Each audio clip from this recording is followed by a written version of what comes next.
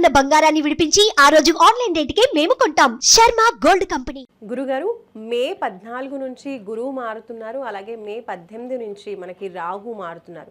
అంటే చాలా మార్పులు అనేవి ఉంటాయి ప్రతి ఒక్కరి జాతకంలో అని అంటూ ఉంటారు కదా. గురువు ప్రభావం, రాహు ప్రభావం ఎక్కువగా ఉంటుంది కాబట్టి మరి ఈ మార్పు వల్ల ఏ ఏ రాసుల వారికి బాగుంటుంది, ఏ ఏ రాసుల వారికి కాస్త జాగ్రత్త పడాల్సిన అవసరం ఉంటుందో తెలియజేస్తారా? మొత్తం మనకి 12 రాసుల్లో మే 14వ తేదీ 2025 సంవత్సరంలో గురుడు వృషభ రాశి నుంచి మిథున రాశిలోకి మారుతున్నాడు. దీనివల్ల కొన్ని రాశులు బాగుంటాయి. దీనికి ఎడిషనల్గా ఇంకొక 4 రోజుల్లోనే రాహుగ్రహము, కేతుగ్రహము రెండు కూడా మారుతున్నాయి మే 18ని. ఎలా మనకి రాహువేమో మీనరాశి నుంచి కుంభరాశిలోకి, కేతువేమో కన్య నుంచి సింహరాశిలోకి మారుతున్నాడు.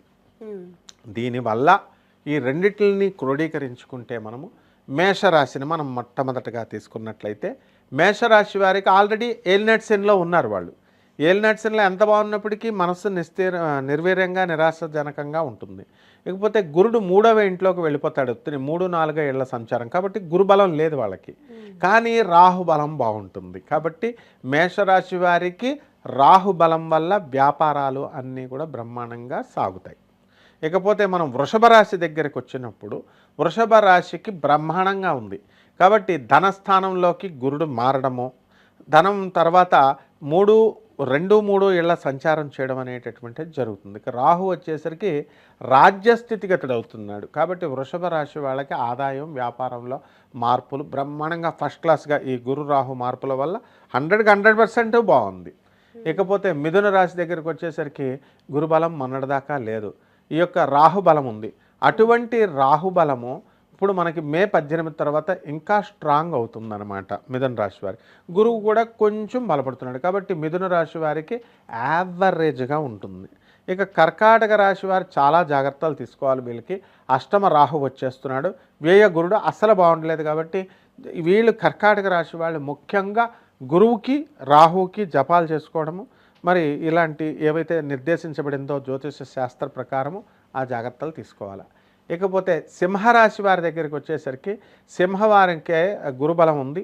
గురువు మిథున రాశిలోకి వస్తున్నాడు కాబట్టి సింహరాశి వాళ్ళకి చక్కగా లాభంలోకి వస్తున్నాడు.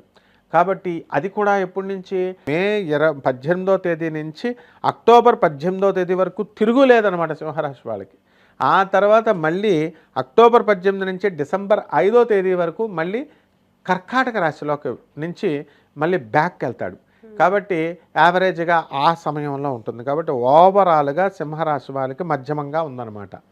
ఇక రాహు వచ్చేసరికి సప్తమ స్థితిగతుడు అవుతున్నాడు. ఇక కన్యారాశి దగ్గరికి వద్దాం. కన్యారాశి వారికి ఫస్ట్ క్లాస్ అనమాట. వీళ్ళకి సప్తమంలో ఉన్నటువంటి రాహువు షష్ఠ స్థితిగతుడు అవుతున్నాడు. శత్రువులను తొక్కేస్తారు వీళ్ళు. భార్యాభర్తల మధ్య గొడవలు ఇవన్నీ ఉంటాయి కదా, ఆ గొడవలన్నీ కూడా సమసిపోతాయి. కోర్టులో వీళ్ళకి అనుకూలంగా తీర్పులు వచ్చేస్తాయి. గురుబలం కూడా పెరుగుతుంది. ఇక తులారాశి వారికి ముఖ్యంగా ఇది చాలా బాగుంటుంది. ఇంతవరకు కోర్టు సమస్యలు, బెంచ్ మీదకు రానటువంటి కేసులు కూడా ఈ తులారాశి వారికి ఈ యొక్క గురువు భాగ్యంలోకి వస్తున్నాడు. మొన్నటిదాకా అష్టమంలో ఉండి వద్దంటే అప్పులు అందరూ ఇచ్చారనమాట. ఇప్పుడు అప్పులు చేయాల్సిన అవసరం లేదు, సెల్ఫ్ పొటెంట్ అయిపోయారు వీళ్ళు, సెల్ఫ్ డిపెండెంట్. అందువలన వీళ్ళకి ఎవరి అవసరం లేదనమాట. ఇకపోతే రాహు దగ్గరకు వచ్చేసరికి మరి రాహు మార్పు అనేటటువంటిది కొంచెం తులారాశి వారికి పిల్లల వలన కొంచెం తలపోట్లు అవి తీసుకొస్తుంది. ఇకపోతే వృశ్చిక రాశి వారి దగ్గరికి వచ్చేసరికి గురుబలం తగ్గిపోతుంది.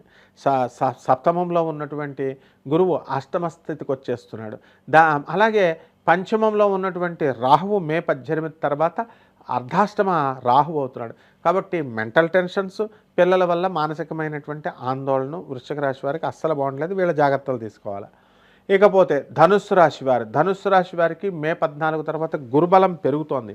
షష్ఠ స్థితిగతుడైనటువంటి ఈ గురుగ్రహము సప్తమంలోకి వచ్చి అనుకున్న పనులన్నీ అయిపోతాయి. పెళ్ళిళ్ళు కానిటువంటి వాళ్ళకి పెళ్ళిళ్ళు అవుతాయి. ఈ విధంగా వ్యాపారంలో కూడా ముందుగంజు వెళ్తారు. అయితే రాహు బలం సూపర్గా పెరుగుతోంది. అందువలన మనకి విదేశాలకు కూడా వెళ్ళేటటువంటి అవకాశాలు ఈ యొక్క ధనుసు రాశి వారికి ఉన్నాయి. ఇకపోతే మకర రాశి. మకర రాశి వారికి మే 14 వరకు మాత్రమే బాగుంటుంది. ఆ 14 తర్వాత వీళ్ళకి ఇన్కమ్స్లో కానీ షేర్స్లో కానీ వీటికి కొంచెం డౌన్ అవుతుంది. అయితే శత్రువులపై సానుకూలత వస్తుంది. శత్రువులు వీళ్ళని న్యూట్రల్గా ఉంటారు, వీళ్ళు వాళ్ళు కొట్టుకోకుండా. ఇకపోతే భార్యాభర్తల మధ్య గొడవలు ఇలాంటివన్నీ కూడా కొన్ని ఉన్నాయి. నోటికి సంబంధించినటువంటి దుర్వ్యసనాలు వీళ్ళకి రావడానికి అవకాశాలు ఉన్నాయి. అంటే తాగుడు వీటికి బానిస అవ్వడానికి అవకాశాలు ఉన్నాయి, కాబట్టి జాగ్రత్తగా ఉండాలి. ఇకపోతే కుంభరాశి. ఈ కుంభరాశి వారు ఇప్పుడు మాకు పని లేదో అసలు మొట్టమొదట నుంచి చాలా బాధపడుతున్నటువంటి ఏలినాటి శని ప్రభావం అధికంగా ఉందండి అని బాధపడుతున్నటువంటి వాళ్ళకి శుభవార్త ఏంటంటే మనకి గురుడు పంచమ స్థానంలోకి వస్తున్నాడు.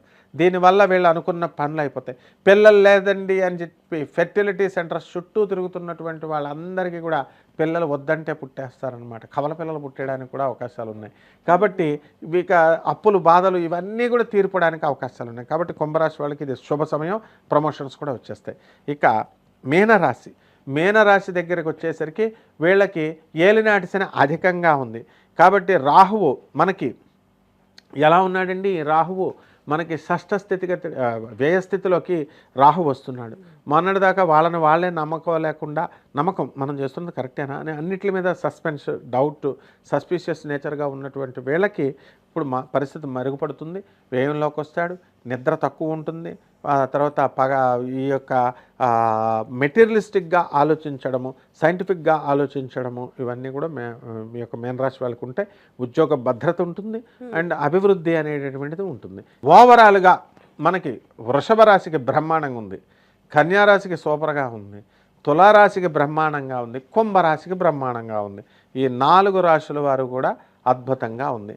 ఇక మిశ్రమంగా ఉన్నటువంటివి మనకి మేషరాశి, ఆ తర్వాత ఈ యొక్క సింహరాశి, ఆ తర్వాత ధనుస్సు రాశి, అలాగే మనకి మీనరాశి మిశ్రమంగా ఉంది. మిగతా 4 రాశులు కూడా అధ్వానంగా ఉన్నాయి. కర్కాటక రాశి కొంచెం ఇలాంటివి. కాబట్టి వీటిలో ఒక జాగ్రత్తలు తీసుకోవాల్సినటువంటి అవసరం ఉందన్నమాట. చూసారు కదండి, మే 14, 18 తర్వాత రాహు గురువు మారుతున్నారు. కాబట్టి ఆ మార్పు తర్వాత ఏ రాశుల వాళ్ళకి ఎలాంటి ప్రభావం ఉంటుంది అనేది గురువుగారు మనకి చాలా చక్కగా తెలియజేశారు. 4 రాశులు, వృషభ రాశి, కన్యా రాశి, తులారాశి, ఇంకా కుంభరాశులకి చాలా అద్భుతమైన గడియలు ఈ మే 14, 18 తర్వాత ఉండబోతున్నాయని గురుగారు తెలియజేస్తున్నారు. ఇంకా చూస్తూనే ఉండండి సుమన్ టీవీ. నమస్తే. సుమన్ టీవీలో మీ పర్సనల్ అండ్ బిజినెస్ ప్రమోషన్స్ కోసం కింది నెంబర్కి కాంటాక్ట్ చేయండి.